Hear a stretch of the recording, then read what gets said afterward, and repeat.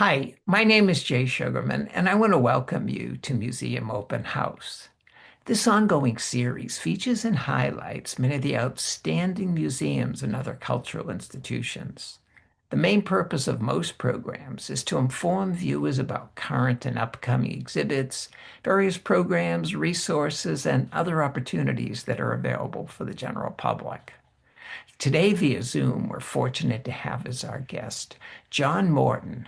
John serves as the executive director of the recently opened Paul Revere Museum of Discovery and Innovation, which is located in Canton. Under John's leadership, the museum has advanced a thoughtful reinterpretation of Paul Revere, moving beyond the familiar narrative of the Midnight Ride to present Revere as an innovator, entrepreneur, and problem solver whose work shaped early American industry and civic life.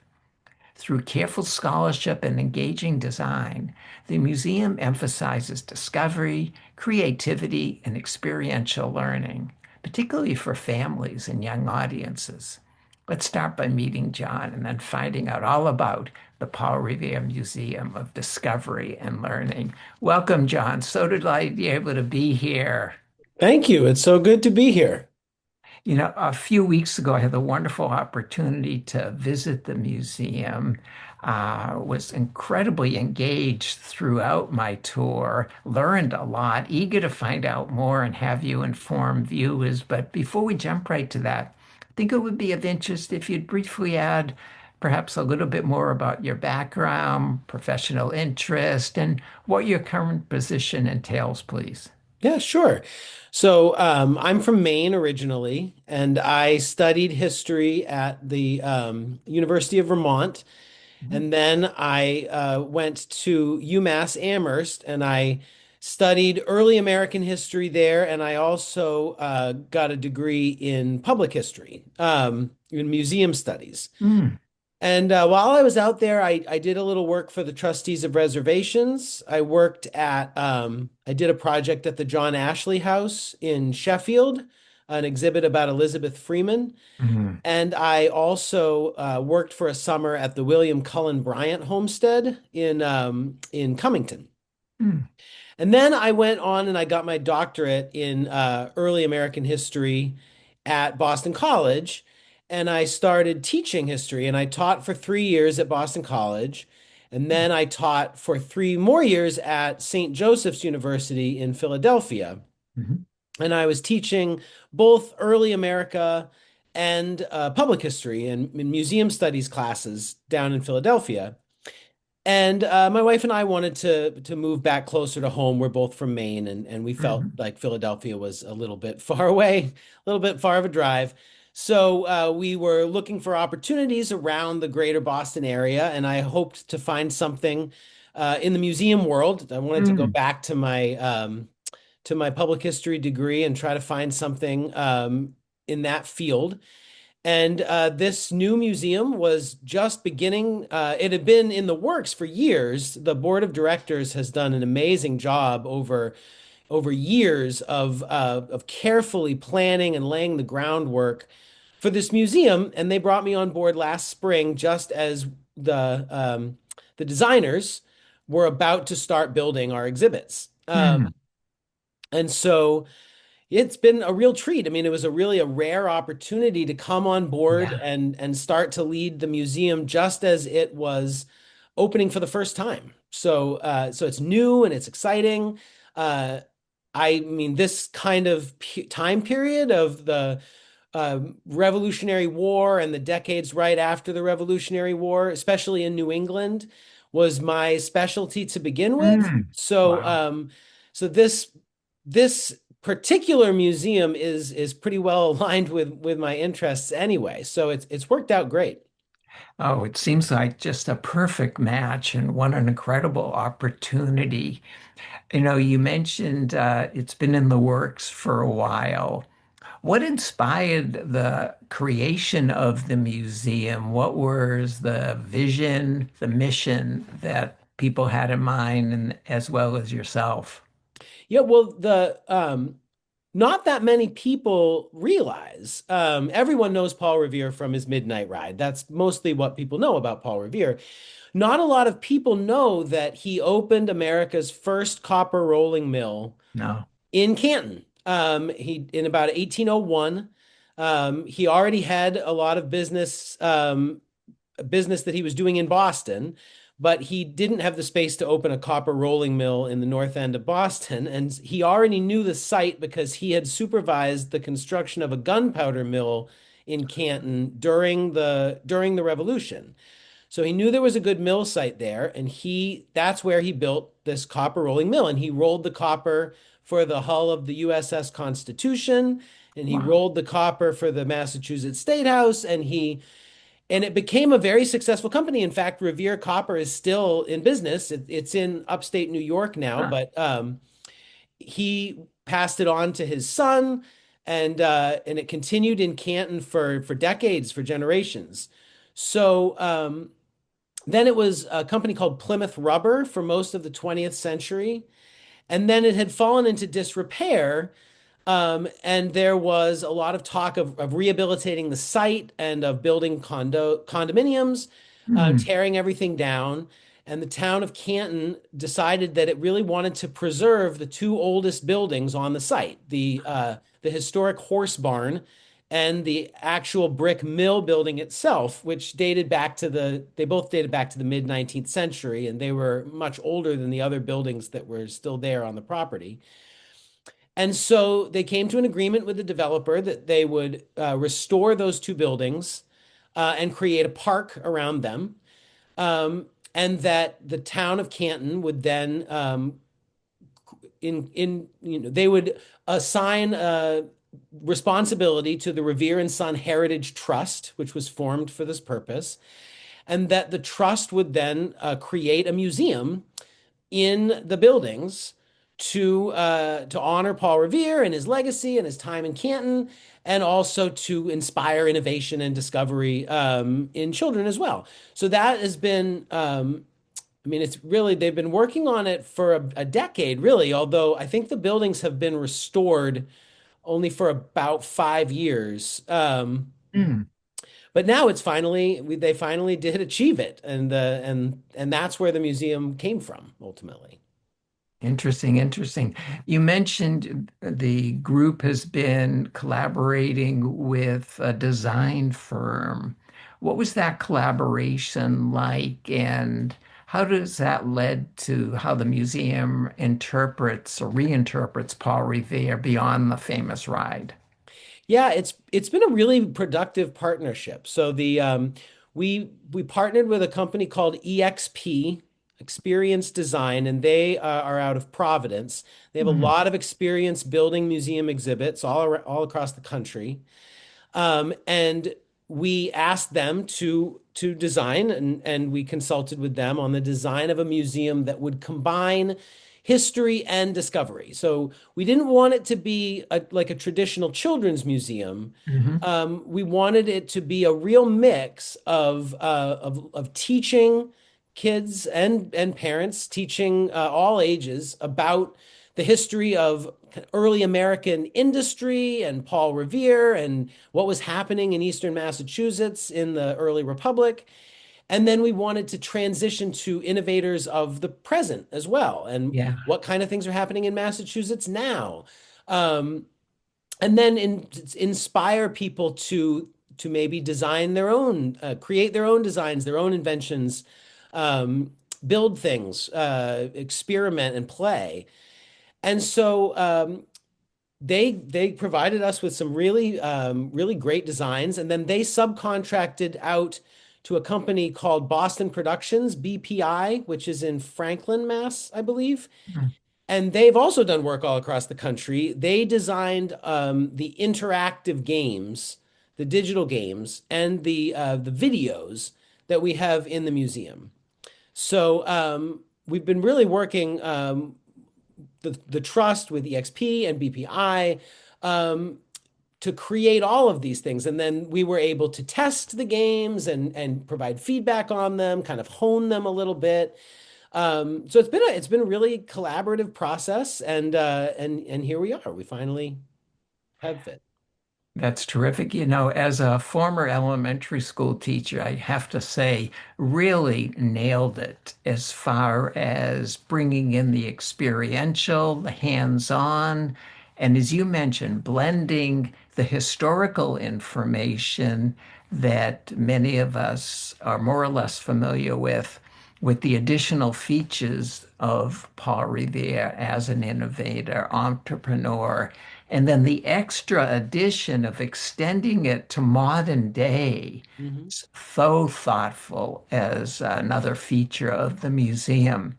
Well, we have lots more to talk about, but we're fortunate that you've assembled a little Mhm. slideshow to take us on a tour of the museum to point out some of the highlights and how you and others have translated what we've been talking about to the museum experience. So please move on to screen sharing. I will take you on a little tour of what we have here. So this is an aerial shot of the site, the Paul Revere Heritage Site, and our two main buildings, the historic horse barn, which is the yellow building in the center, and then the copper rolling mill, which is the brick building there on the left. And we have our museum encompasses all three floors of the Yellow Barn building, and then the second floor um, of the copper mill. So, and we also have this beautiful park, which in the summer months Yeah. and spring and fall is great for walking around. We have a lot of panels outside that tell you about the history of the site. There's the Neponset River passing by, and the old mill pond is still behind the mill building. So it really is a lovely site. We have a little terrace that you can see, so we can have some programs that kind of spill inside and outside um, during the warmer months. This is our gateway. We have two bells actually. The one outside was created by an apprentice of Revere's, so it's a little Hmm. bit more recent. Um, and it's all decorated for fall here, but we have this nice gateway to greet you as you enter the Paul Revere Modi. We have that logo a lot, MODI, Museum of Discovery and Innovation. Mhm. So this is our first floor, and our centerpiece artifact is a authentic Paul Revere bell made at the Revere Boston Bell Foundry. Wow. Um, it was hanging in a church in Ohio for a very, very long time, and I won't get into all the details, but it took a somewhat circuitous route until it was given to the town of Canton a few years ago. And now it has a pride of place right in our first floor. So Nice. our first floor is all about the history of Paul Revere. We tell a little bit about his early life and the Revolution and the Midnight Ride, and then how he knew about Canton and how he chose to build this mill in Canton, and how it became such an important part of the town of Canton. We have a little theater in there that shows a 7-minute film, kind of introducing people to the museum. Yeah. And we have a timeline of Canton history, the history of the region and kind of innovations all the way from colonial times up to the creation of Route 128 and Mm. the technology corridor and everything linking. So then we move to the second floor, and this is where we kind of start to blend innovators past and present. So we have some videos that feature innovators of the past, like Alexander Graham Bell, and innovators of the present. So we wanted people to understand that there are still people innovating and discovering and inventing in Massachusetts today. And we highlight a shark biologist who works on the Cape, and a chef who has a restaurant up in Lynn, um, uh, a professor at the Berkeley School of Music, Mm. and we have some low tech stuff here too. There's some coloring, and there's a just a water wheel where you can turn a crank and make water flow over the water wheel. But we also have an exhibit here called Idea to Market, where you can design your own digital invention. So you have lots of different options. You can build a robot, you can build a car, a bicycle, an app, an escape room, and you can give it different characteristics. You can design a logo for it. You can decide who it's for, and then you create a little advertising budget for how you might want to advertise it, and it tells you how much money you might have made on on your invention. And we've had kids who come in and they get really competitive and they really want to design and see how much money it says they made, and then go back and try to outdo themselves and design right next to their siblings and friends and see who can create the most successful product. So it's been a lot of fun. There's a lot Oh, of it's a fabulous feature. I got to observe some children interacting and just having a great time. And in the credits, while we don't have time now, we have a wonderful video clip of you demonstrating yeah. this area as well. But please continue. Yeah, so then we have another floor, the third floor, and this has a little bit more hands-on stuff, although there's still some digital activities. But we do have some big foam blocks. We have a block wall that you can play with. We have some toys. Lately, we've had a little circuit game where you can build circuits, build little mini machines, and make them go. But we also have a game where you can build your own little mill village digitally Mm, on a screen. yeah. You build a rolling mill and a metal foundry and connect to customers.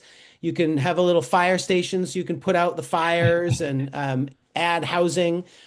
And then it'll tell you how much money you made and whether or not, you let your buildings burn down. And you can play that, and then we have a really kind of creative game. I don't know if I have an image of it later, but it's up in the rafters of the mill building, and you use these buttons and levers on this panel down here, and you're just manipulating shapes. You're making them grow and shrink and moving them around and creating. You can create a little machine with conveyor belts and levers and bounce the shapes off of them. And it's really just for kids to have some kind of creative, spontaneous play. We're having kids spend a lot of time up here playing with all of these interactive games. And then we have another exhibit, and this is in the mill building. So on the first Mhm. floor of the mill building is a restaurant called Northern Spy, which is very tasty. Some lovely food down there. And whenever the restaurant is open, this exhibit is open in the room above it. And our exhibit in there right now is about the Revolution. It's kind of about ordinary people of Eastern Massachusetts during the Revolution.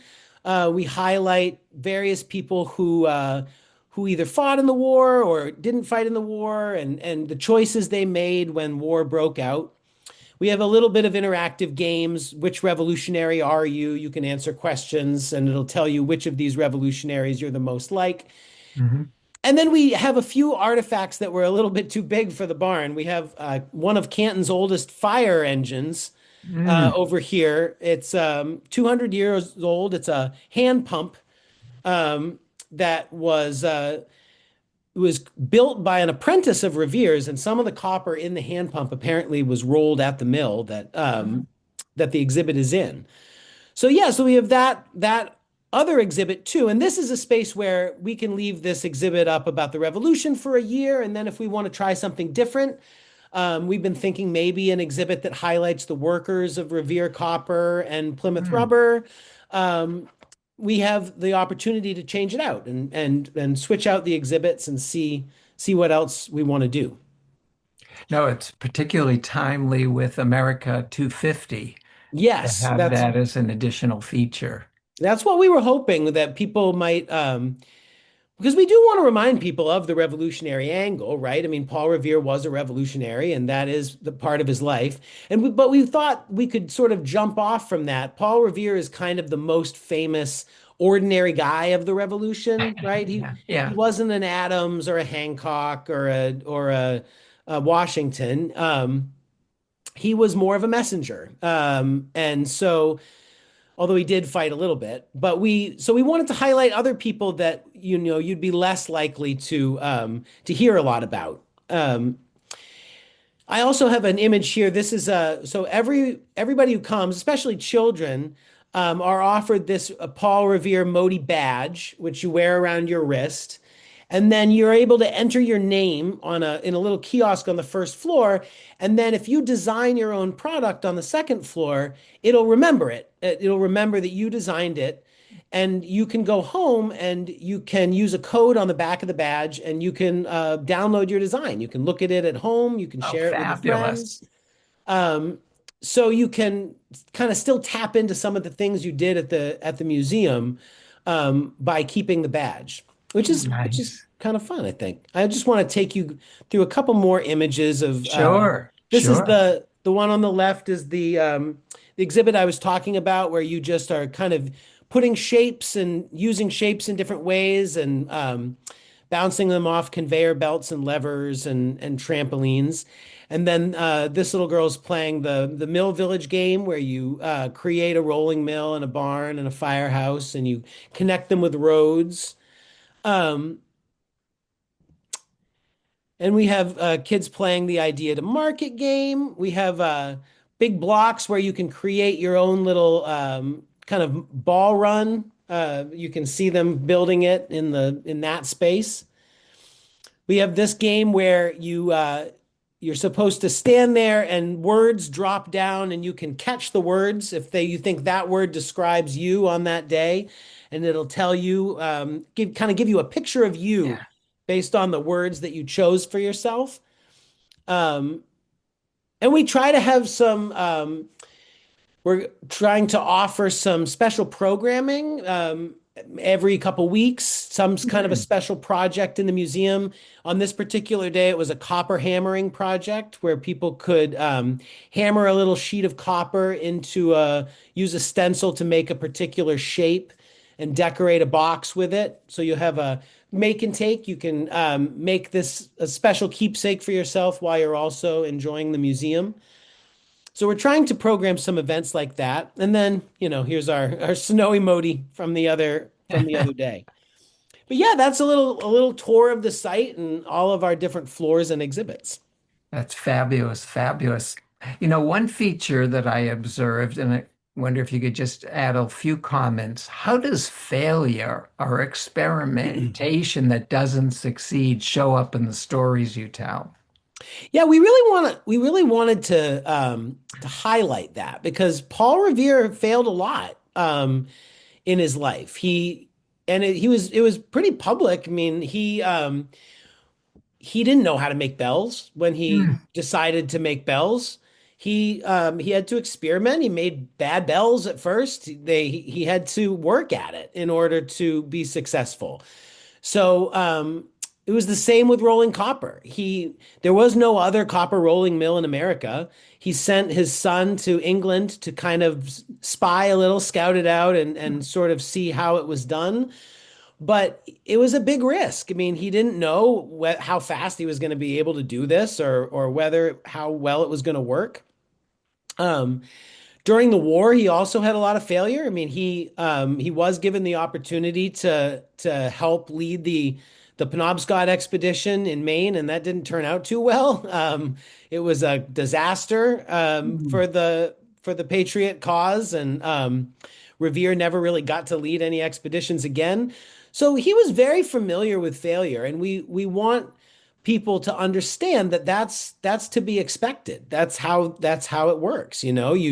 You try to create something and maybe it works and maybe it doesn't, but that doesn't mean you give up. You go back and you try again, see if you can figure it out. That's kind of the point of that's one of the points of that open-ended shape game that we have. There isn't really a right way to play it, and people are supposed to experiment. They're supposed to try different things and see what happens, and not like allow themselves to think that there's one right way and one wrong way of doing it. So we want to encourage, and we also wanted to encourage kids to understand that you don't need to invent something that nobody's ever thought of before in order to be a positive influence on the world. Paul Revere didn't invent bells or cannons or anything like that.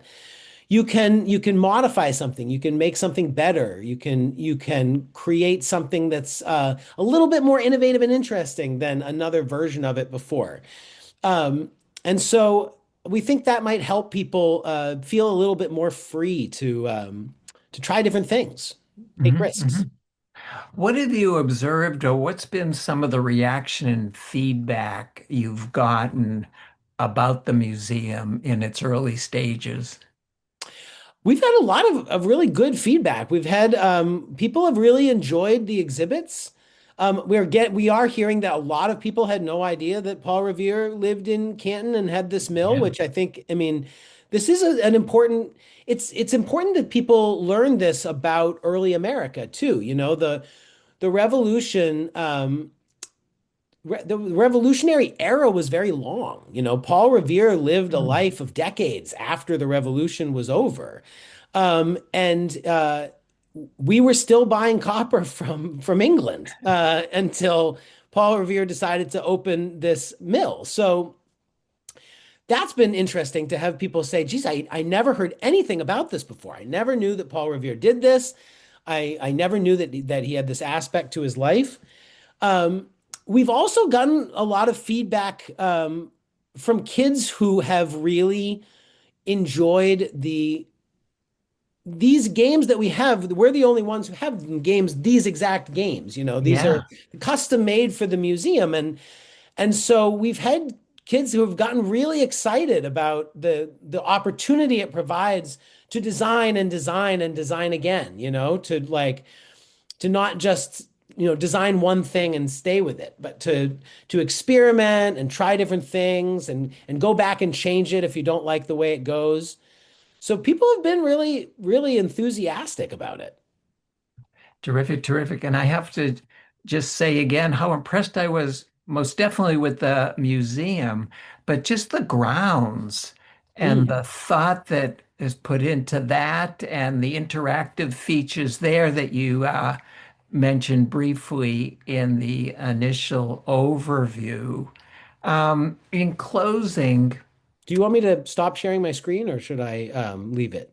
that's fine for now. And Okay. in closing, what are some upcoming programming or ways that viewers and others can stay in touch and find out more about the museum? Well, I think people should please go to our website, paulreveremuseum.org. And you can engage with us there. We have a social media presence. We're on Facebook and Instagram. We're going to start posting things on TikTok. We're trying to get the word out about the museum. So you can please try to check that for special events. We just opened. We opened the museum at the beginning of January. So we are beginning to have our museum pass program in available.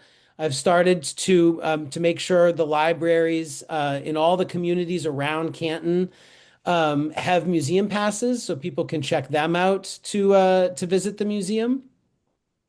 And I mean, going to our website is and following us on social media is the best way to find out about special programs. Um, we have the author of a book about Paul Revere, who is going to give a talk in April about Paul Revere's life and Hmm. as an entrepreneur Nice. in Canton. We're going to try to have other readings like that. Um, we are there's always events at Northern Spy too, which they Hmm. also have some America's 250th events that are Nice. coming up. Sometimes their programming is held in that space above the restaurant, and Mhm. sometimes our programming is held up there. So there's events like that going on all the time. We also have a big event coming in May, the annual Canton Heritage Festival, which I believe is Saturday, May 16th. Um, but that is a big annual event. Yep, Saturday, May 16th. That's Terrific. on the grounds outside of the museum. And we have vendors and we have all sorts of activities that day. Oh, sounds fabulous. Well, John, unfortunately, we've come to the end of the program. Want to thank you again so much for taking the time to be here. Congratulations to you and all who've been involved with the museum. Glad to hear it's off to such a great start. I'm eager to go back and visit again and just continued success with future endeavors. Thank you so much, Jay. I really appreciate it. I also want to thank those of you watching for joining us and hope you'll be able to tune in next time.